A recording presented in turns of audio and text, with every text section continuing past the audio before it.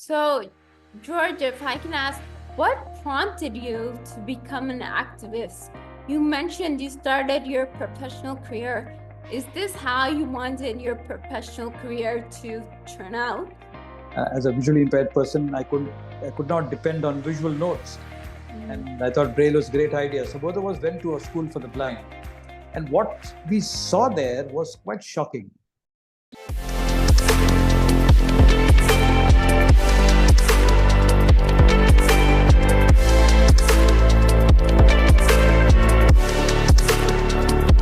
Welcome back to another episode of Beyond Limit Stories. I am your host, Alma Chopra, and I'm thrilled to embark on another journey with all of you. Each month, we bring you stories of individuals who defy the odds and redefine what is possible. Today, I'm thrilled to share with you the story of John Abraham, an inspirational guest speaker, a social entrepreneur, and a different ability activist. His story began in childhood with a life-changing event that left him visually impaired. Despite these challenges, George continues to inspire and educate as a speaker, author, and activist. His continued work in the field of advocacy and activism truly earned him a spot on Beyond Limit Stories because of his efforts and achievements in inclusion does not seem to end. Welcome, George, to Beyond Limit Stories. It is an honor to have you here with us today and to hear your story.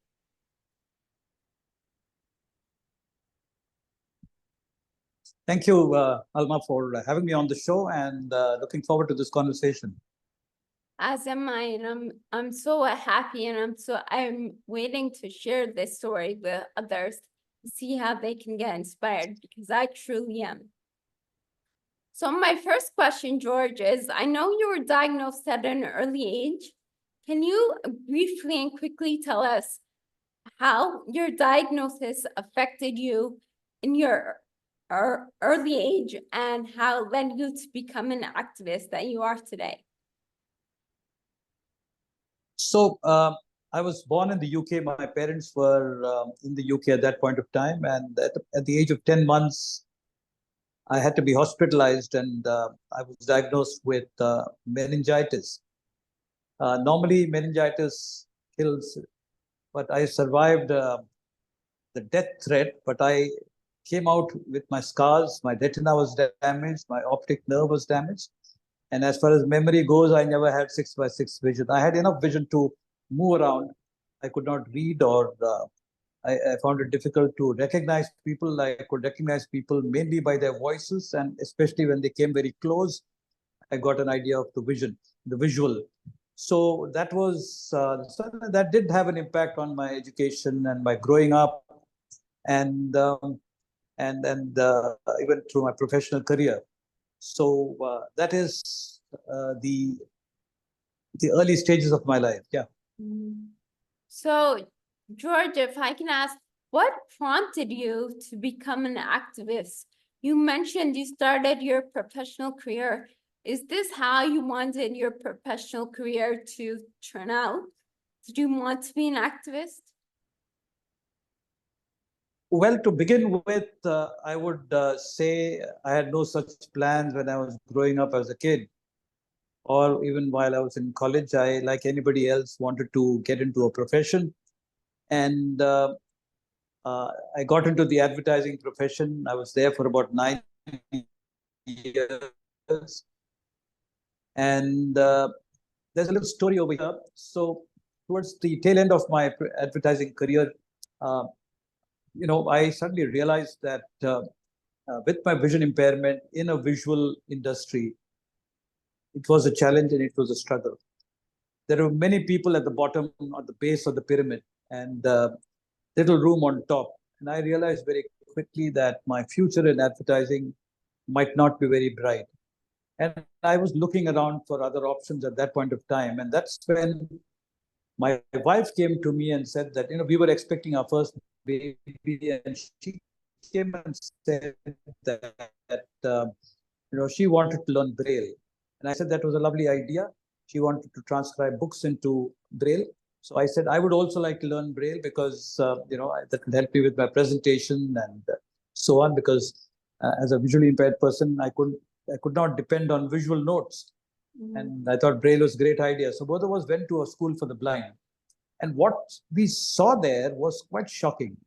When I juxtaposed my personal education with the plight of blind students in that school, I realized that I was really lucky to have had parents who gave me the best possible that they could afford. And the buildings were run down, totally neglected. The curriculum was compromised. Anything that was difficult was said, okay, don't do this. Let's look at something else. Then the kind of people who were in the teaching space, no commitment, they were indifferent, and accountability wasn't there. And people with better eyesight than me were literally languishing there. And that's when I told my wife, I don't know about the future of our Braille education, but I've decided that I need to do something with people like me. And my wife said, that's a great idea, because if we want to do something and make a difference, it'll have to be now when we are young. And you see, normally people get into the social space, social work, as they used to call it, would be when they are 60, 65, when they have retired from their active professional life. And my wife and I realized that, as young people with a fertile mind and with ideas in the mind, with our own contacts and experience that we had in advertising, our education, there was a lot that we could do for people like me. And that's where my journey as an activist, as a social entrepreneur began.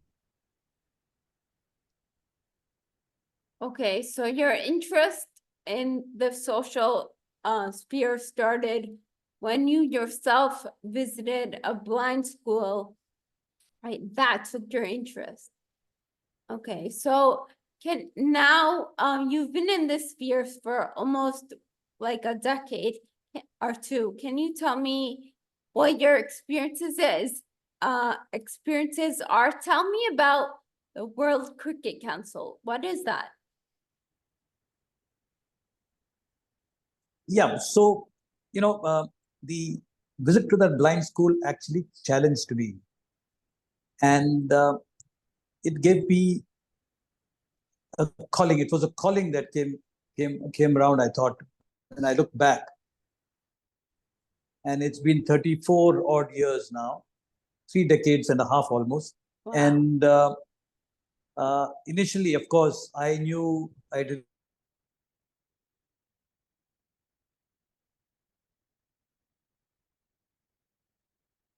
Oh, I should be doing.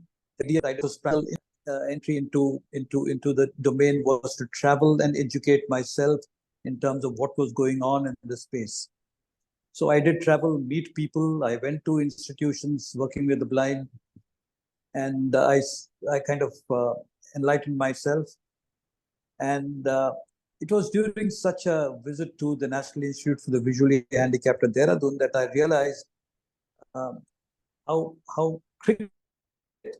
I saw blind kids playing cricket, and I suddenly realized how cricket had impacted the lives of those kids. There was a lot of enjoyment and passion that was being expressed by those blind kids on the road, on the grounds there. And there were 4 things that came to my mind. One is that blind kids played cricket and they enjoyed the sport. They had the skills. Secondly, I realized that sport could play a tremendous part in the rehabilitation and evolution of skills of the blind. Thirdly, I realized that given the kind of following cricket has in our country, this could be a powerful medium to project talent and ability and potential to the world at large. And fourthly, I realized that this could go to the global stage. It could be an international sport. Mm-hmm. So that's where the world cricket idea came in, and we launched the domestic cricket season with a national tournament in 1990. The funding for this tournament was through sponsorships, because I believe that sponsorship recognized the ability, while donations and charity was a response to the disability. So we organized the first couple of tournaments. It grew. There was national response all over the country. So we had to divide the country into zones. 93, I announced that we will organize the first ever World Cup of cricket for the blind in 5 years' time. And in 1996, we connected with different organizations across the cricketing world, brought them together around the table in Delhi in September 1996,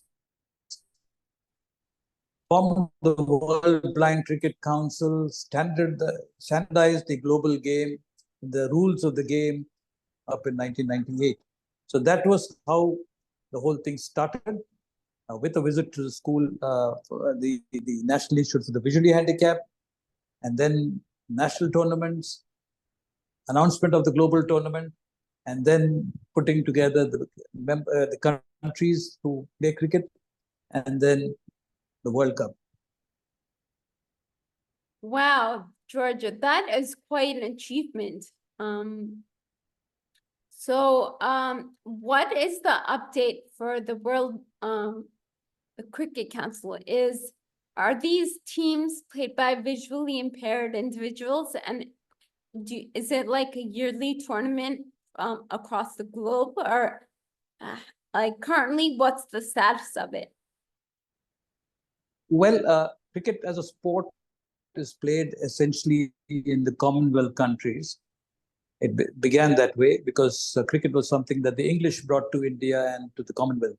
So obviously the first round of scoping where cricket was being played was in the Commonwealth space, and so Australia, New Zealand, Pakistan, Sri Lanka, England, South Africa, and India were the initial people around the table discussing World Cup and the World Blind Cricket Council and so on.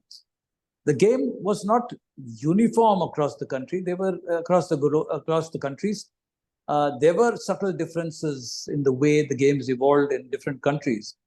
And in fact, the biggest bone of contention was when we were planning the World Cup, was which ball would be used. Well, best part of 2 days was spent in discussing which ball should be used. And eventually we just decided that we can start with the Indian ball.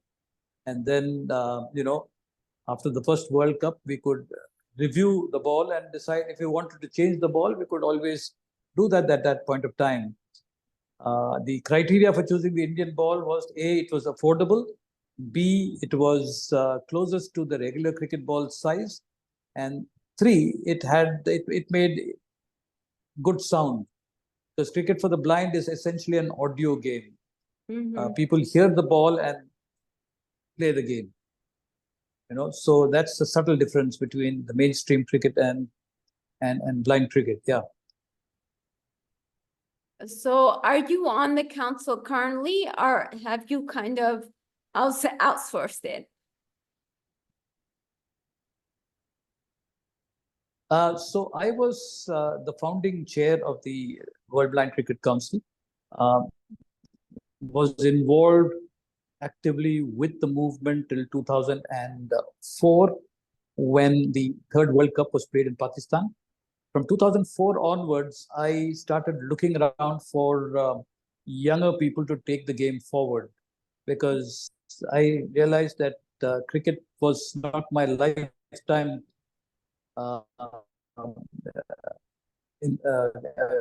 goal. As far as I was concerned, there were many things to be done. And therefore, I was looking for people who could take the game forward. So in 2006-07, I identified Mahantesh, who's a young entrepreneur from Bangalore, who was working in the social space. And he happily said that he would take it forward. And so the cricket movement now is taken forward. It's grown. We've had several World Cups after the 2004 World Cup. There have been T20 World Cups as well as T40 World Cups. And West Indies, Bangladesh, Nepal, and now possibly the United States have also joined the fold. So the game has grown, and I'm personally not involved with the game anymore. And I'm proud to say that it's a real privilege to see something that you started blossom and evolve in the global stage. Yeah, and I'm so happy to hear, and you must be so proud that you basically started a movement which is going with full steam ahead. Absolutely. But I want to get back to what you said. You said so this World Blind Cricket Council was not the goal. So I do want to talk about your goal. No. I want to talk about your goal. So, but So, before we get there, can you tell me what is Project Highway? Yeah, so let me answer this question in the order you asked me the questions. Number one, what is my goal in life? So my goal in life is basically mainstreaming people with disability, my focus being blindness, mainstreaming them.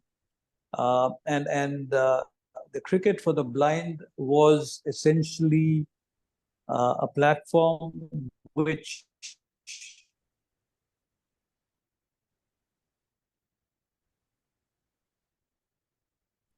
drew action, both national and individualistic, and it was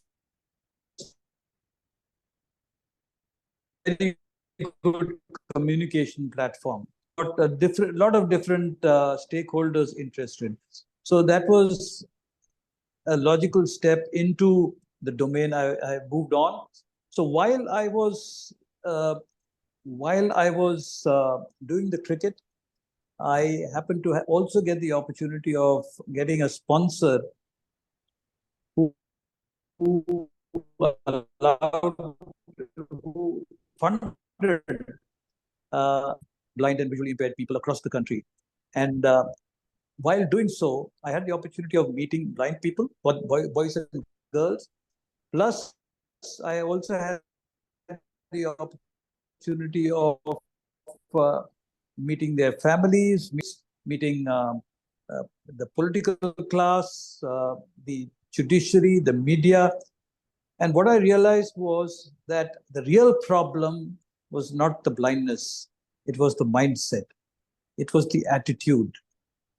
People did not know how to handle blindness.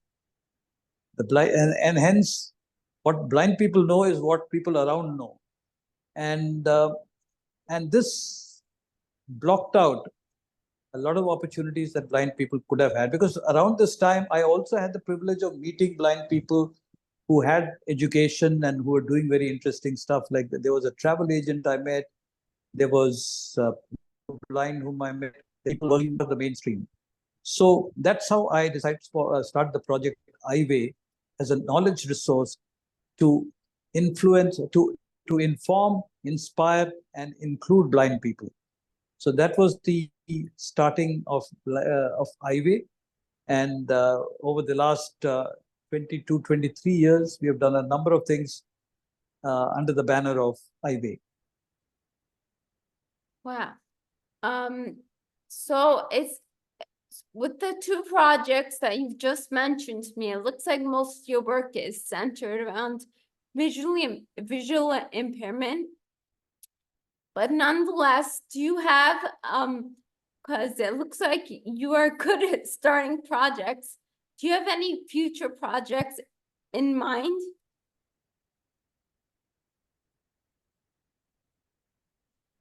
Yeah, I believe that we have a limited lifespan, and whatever you do needs to outlive you. And that's why I started the cricket. I didn't want cricket to end with me. That's why I decided to find people who could take it forward. Yes. Now, Project iWay has launched, it has evolved. We've produced nearly 300 radio programs which are broadcast across the country, because we disseminate information, connect people who need help with. We also do selective advocacy when it comes to when people are faced with issues of discrimination.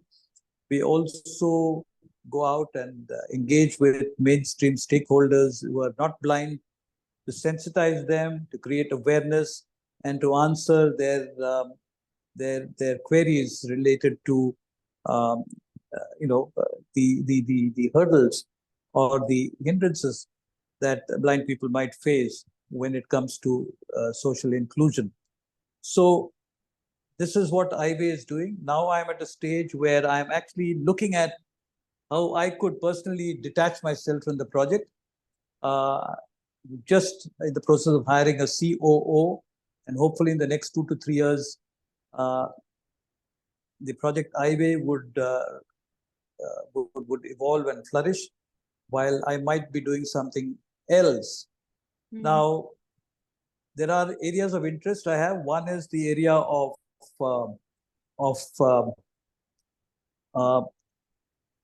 entrepreneurship. Now, I believe that entrepreneurship is an area that people with vision impairment could move into. Today, most blind people look at government employment, and some of them look at private sector employment.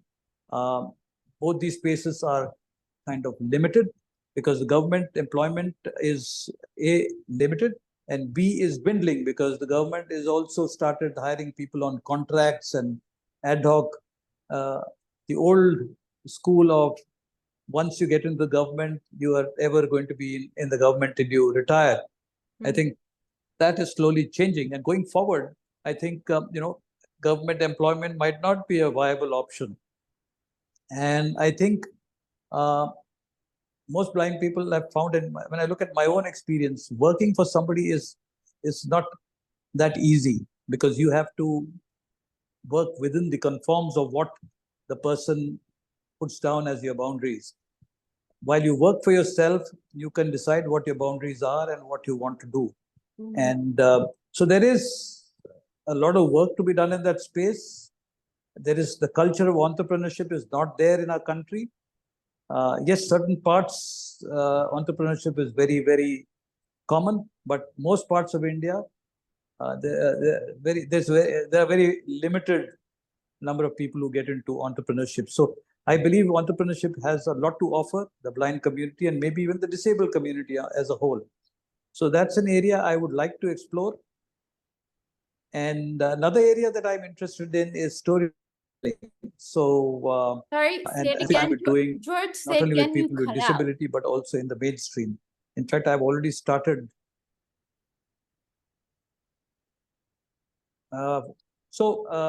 Entrepreneurship is one area that I'm interested in. The other area that I'm interested in is storytelling. Okay. So storytelling is a platform, is a venture, I believe, that gives you an opportunity to meet new people, get into new networks, and also an opportunity of telling your story and hearing others' story. And it could be very, very exciting and enthralling. So these are two broad areas that I'm interested in at this particular moment, and that's where I am kind of headed. Well, I certainly wish the best to you, George, but it looks like you don't need that, because it looks like the ventures that you've already invested in have taken off with full swing. So I am not doubtful that you will be successful in any future endeavors. So I know that you having a challenge myself, personal experience is the best motivation to make a change, like the changes you made in Project IWay or in the Blind World Cricket Council. But do you have any motivation or any passion to kind of expand your field of interest from just a sphere of visual impairment to include all disabilities?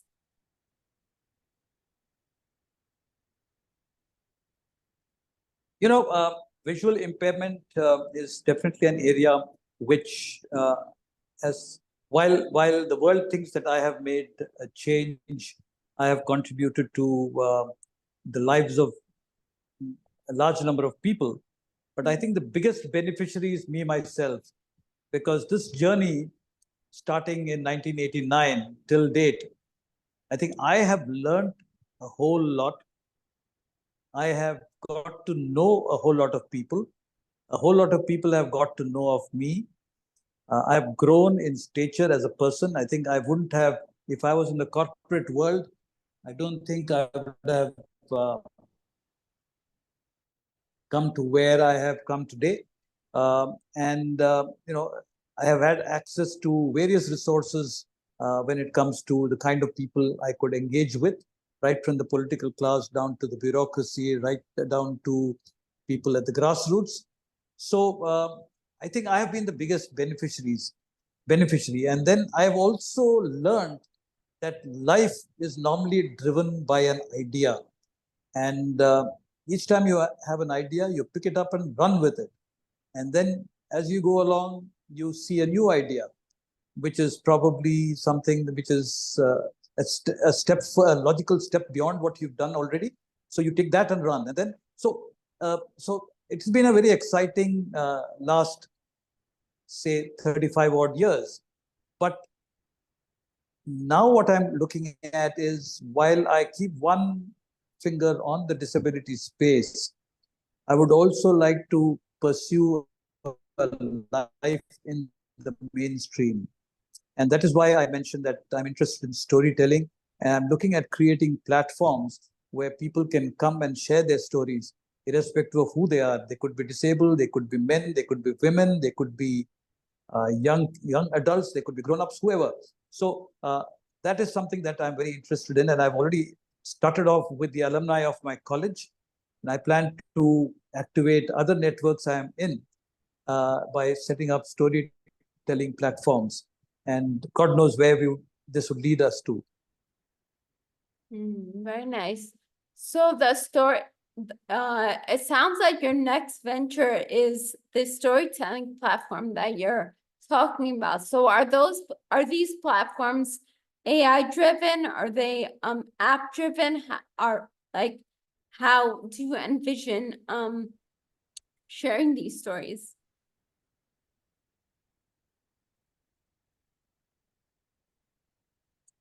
You'll need to repeat your question, Alma. You got cut off in the middle. Sure. So my question was, it sounds like your next venture is this storytelling vision that you have. So do you envision this storytelling to be app driven or AI driven? How do you envision the platform? So this will, to start with, be an in-person event, because people-to-people contact is critical. And I fear AI and the new technologies that are coming in are likely to take people away from each other. So I would like the storytelling platform to begin with be an in-person event or an in-person platform where people actually come together, spend an evening together sharing stories. And in a crisis situation like the pandemic, maybe it can be online. But I believe in-person AI and other technology are fast taking over what we human beings are doing. So, I don't think I would, at this stage, at least, I would envisage getting into the AI space and all that for storytelling, at least. I might use AI and I do use AI and other technologies in other areas of life. But when it comes to the storytelling platform, it would be an in-person thing. And I realized that people are dying to meet people and connect with people and engage with people. So I think that's the way to go as of now. Like you mentioned, there is definitely a need for person-to-person contact, but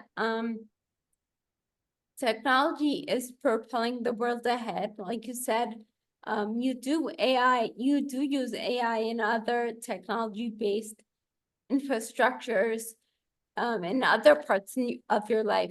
Can you just explain to us how technology helps you or even inhibits you, especially with your visual impairment, whether it's being with your family or whether it's doing some kind of activities in terms of like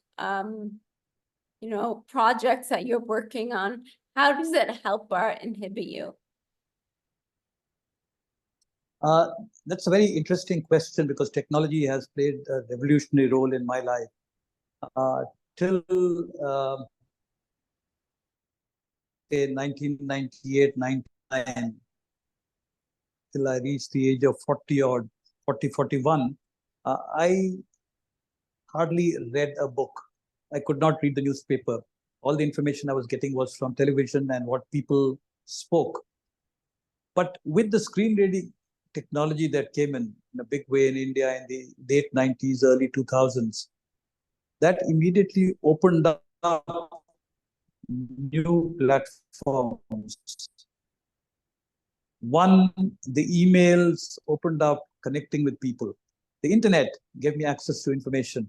And it also gave me access to ebooks, audiobooks, and so on. And as a result, I did something which I didn't do for 40 years, which is start reading. And I am today an avid reader, and I read whenever I get the free time, I read. Today, when I was, for example, coming from home to office, I had downloaded the Geo Cinema app, and I was following the highlights of the Olympic Games that is happening in Paris right now. Then I use Chat GPT and Google for my research, and getting again. So I think what technology has done is it gave me a window to books, the world of books. It has given me an access to information. It has also given me the opportunity to connect with people and engage with them over time, with WhatsApp and emails and so on. And it's also played a very important role in kind of, navigating through life, because, little apps like GPS, the Google positioning, the global positioning system app, the Uber app, there are so many apps which have come in, which enables you to independently navigate through life. So I think technology has enhanced the quality of life I live. Of course, it takes away from the people-to-people fellowship that you have. Meaning, like, for example, my wife and my daughters, for instance, time to engage and interact with them have reduced considerably. Yes. But then, for example, the Olympic Games are going on right now. So we try and watch the Olympic Games together as a family. We go out on holidays as a family, and we're conscious of those things, because otherwise technology, in a manner of speaking, is driving you apart. Everybody has their cell phone in their hands all the time, earphones in the ears, and you're looking at the screen all the time, and you don't have time for conversation. So we have to be conscious to try and keep up those human connections as well. And I'm aware of it, I'm conscious of it at the same time. So I think all told, technology has definitely enhanced quality of life. And it has also made me more useful to the community and family, because you're able to contribute because you have information on what is current, and you're able to contribute your ideas based on your current knowledge. So, and they say knowledge is power, and I think technology has enabled me to access that power. Yes, and I think well, you just said because of technology, you gained access to this knowledge, and thereby you were able to start all your initiatives.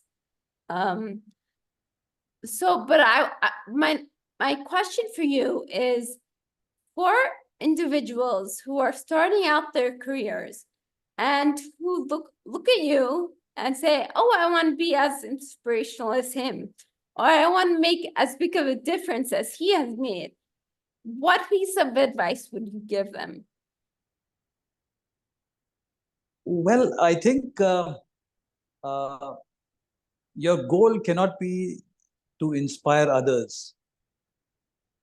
Your goal would be to do something specific. And as a result, what you do inspires others. So in my case, for example, many people I knew had written me off when I was out of college. And I also find that every day you have to prove yourself.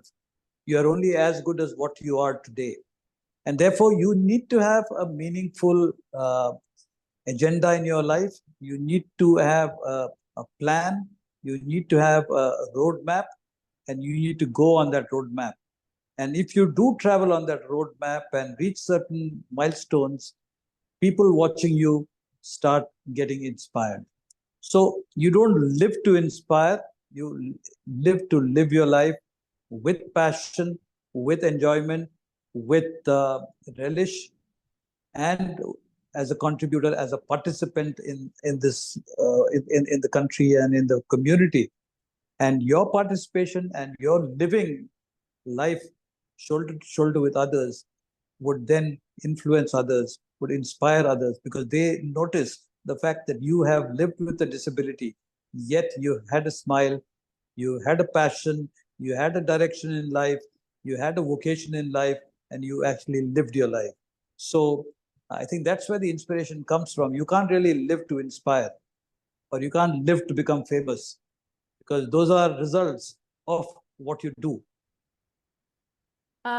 I think that is very well said. No one can live to inspire. That kind of happens by default when you lived your life with passion, which is what you did, and it's definitely inspirational what you did. Great achievements. So for the visually impaired audience, I would like to say that this podcast and my time with George will be available in audio format, so you can take inspiration from that. George, the last thing I want to pick your brain on is, what are some misconceptions you think people have for people with different abilities that made it hard for you, that makes it hard for me, that may make it hard for anyone with a different ability, regardless of visual impairment?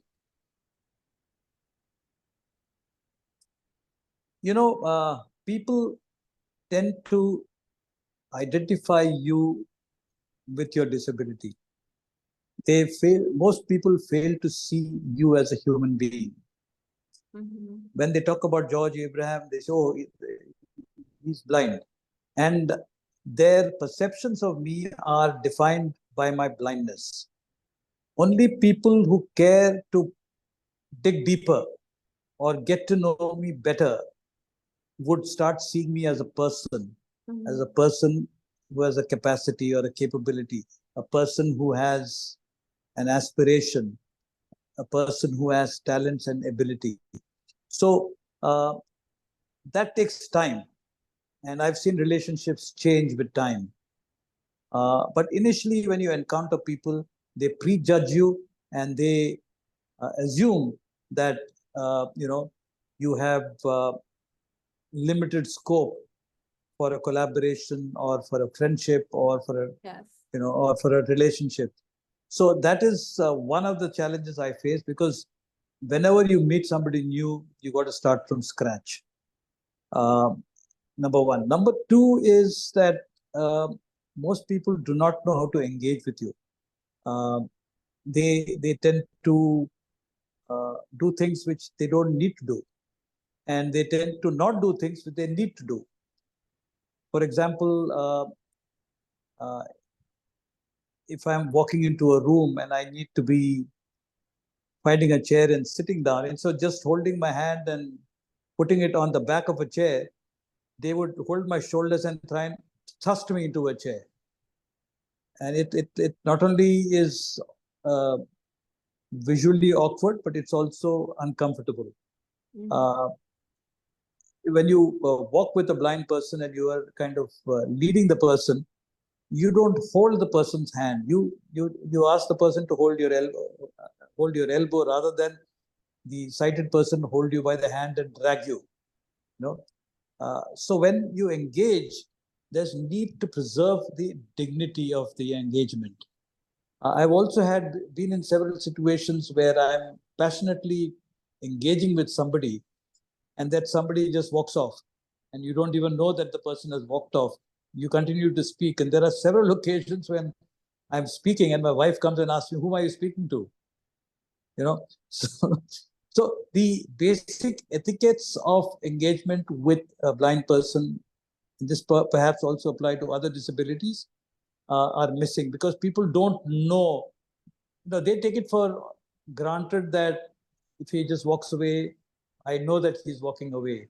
He doesn't realize that I'm not seeing him walking away. Yeah. And therefore, so the etiquette would be to say, George, look, I'm just going to pick up a glass of water, or I just need to go and meet that other person. So I'll come back after a while. So that would kind of let me know that, okay, he's about to leave and I can then wait.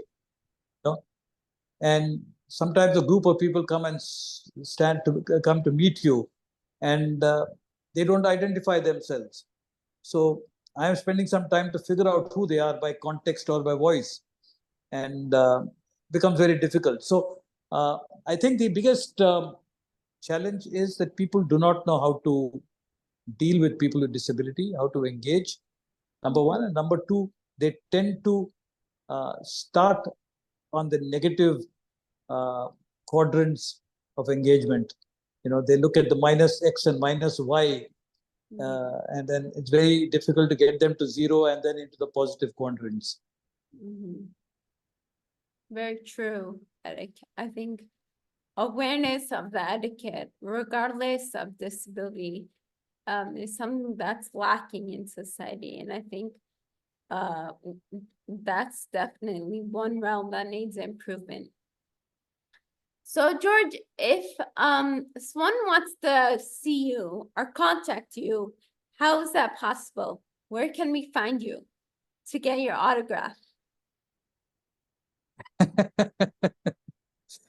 To start with, you can send me a WhatsApp or an email to find out where I am and what day and time would be convenient. So george.abraham0@gmail.com is my email ID. And 9810934040 is my WhatsApp number. And once you connect, we take the thing forward. Okay, George, it was great talking to you today. I definitely so happy that I spent time today with you. And I personally learned so many things that from you, and I'm actually myself inspired at what you created and what you were able to accomplish at a still very young age. So again, I'll circle back to where I started. George, I didn't know much about you when I started, but now I'm even more earnest in my plans are, I'm even more earnest in trying to and working with you in the future on my quest for awareness in society, for what you said, etiquette, especially for etiquette, and just to be more compassionate to people with disabilities, because like you said, at the end of the day, we're people, right? And that's often overlooked by our impairments.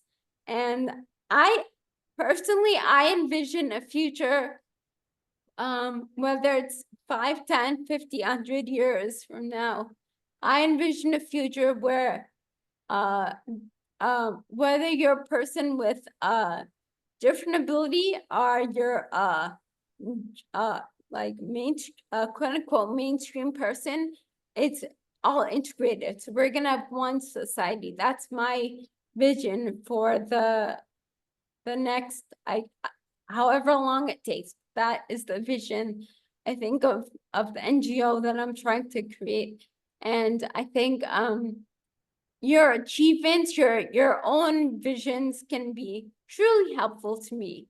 So I'm really looking forward to connecting with you again and seeing how we could connect the dots together. That will be lovely. I'll be happy to meet and explore possibilities. As I said during the course of our conversation, it is ideas that drive the vehicle of life forward. So let's explore ideas and zero in on a big idea that we can work together on. Yes, definitely. George, thank you so much for your time. We will definitely be in touch. I'm so happy that I made this connection with you. Sure. Thank you. All right, take care, George.